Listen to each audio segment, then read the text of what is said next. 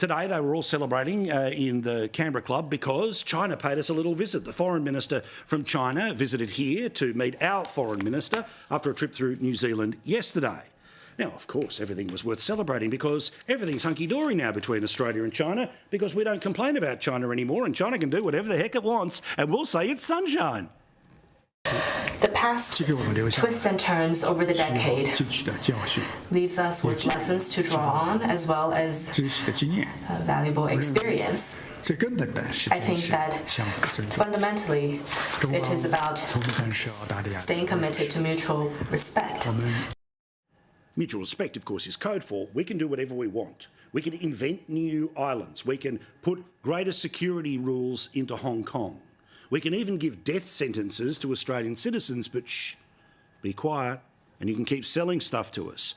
And then, of course, you can turn around and keep taking things like the solar panels that you need to achieve your goals to make people feel better about the 1% of emissions that this country puts out there, which, of course, are made by slave labour in China.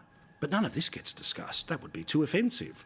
Remember, the new position of the Australian government, the reason why business is booming and they're popping over for a chat is because of Australia doesn't talk about COVID anymore. You know, that thing that ruined Western economies and killed literally millions of people? Now, whether it came out of the cave or the lab, and we all know it came out of the lab, it certainly got out of control in China. You see, remember China a couple of years ago when all of this had started, they cut off their domestic flights because they didn't want it to spread around their country, but they kept the international flights going so it would spread around the world. Of course, you can't mention at all TikTok, despite the fact that, of course, it's rotting the brains of our young people.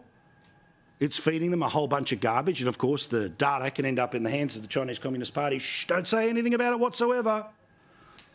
You can allow Chinese superannuation funds, that's the code, to be able to invest in our real estate market, where people who have no plans of actually living in any of those homes end up blasting away because they have unlimited money.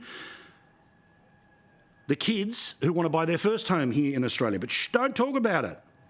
Of course, it's a complete coincidence that the Trade Minister just this week in the Parliament said that New Zealand, not Australia, was our most trusted, New Zealand, not the United States, got a lot in my head tonight, is our most trusted ally. And of course, it's a complete coincidence that while Australia was trying to get the Chinese not to dump cheap crap wind farms onto the international market, affecting the price of them, well, of course, that had nothing to do with the fact that we turned around and we stopped complaining about that. And then just magically, our wine tariffs are expected to be gone by the end of the month. Oh, but according to our Foreign Minister, who raises none of the issues that I've just talked about, because, you know, she's better at diplomacy than anyone else, has recalibrated the relationship to the shh, don't say anything. She says there's no quid pro quo, of course, none at all. The government has now dropped its anti-dumping action against Chinese wind turbines. The Global Times says this shows Australia is distancing itself from the anti-China position of the US. Is this a quid pro quo? There's no relationship between the wine dispute and the steel disputes. Minister Husick has made has made a decision based on the apolitical and evidence-based recommendation from the Anti-Dumping Commissioner.